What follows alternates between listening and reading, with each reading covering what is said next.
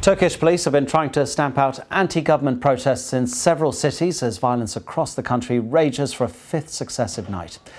Tear gas has been used in the Turkish capital, Ankara. There, demonstrations against the construction of a multi-faith cultural centre are continuing.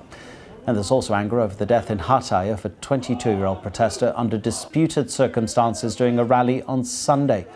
The two issues have renewed a protest movement that had cooled after thousands had taken to the streets in June to express discontent at Prime Minister Recep Tayyip Erdogan's government. Well, the BBC's Jody Sabral is here. She has just returned from 2 weeks you spent in Turkey. Jody, where did you go? What did you hear? What did you see?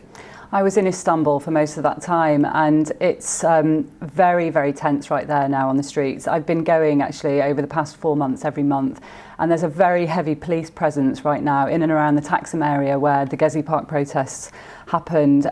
It's been particularly tense this week since the death of Ahmet Atakan, the 22-year-old protester who died in Antakya. He had been part of a regular Monday night protest that had been going on for months related to a protester who had died in the same neighbourhood in June. So this is part of an ongoing protest. These protesters have been out on the streets venting their grievances with the government. A number of things really. The destruction of green spaces to make way for big development projects.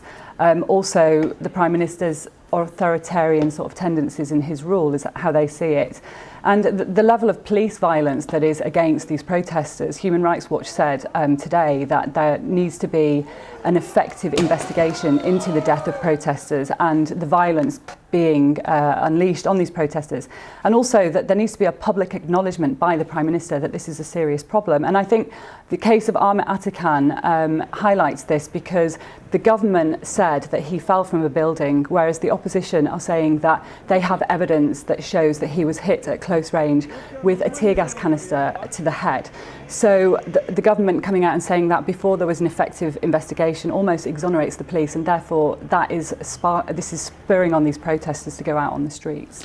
In terms of the politics of it, do you find that people feel the opposition is a credible place for them to place their trust? Because if they're anti-government, do they look to the opposition, or are they simply now believing that mass direct action in the streets is the way for them to get their way, and have they lost trust in all politicians of both sides? Yeah, I think the opposition have been ineffective for a very long time.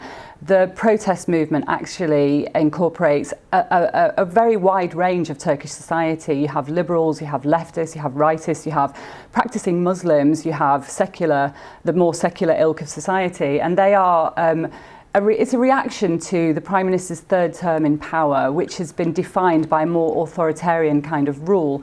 And they are against the kind of policies that we've seen. There's been a crackdown on freedom of speech.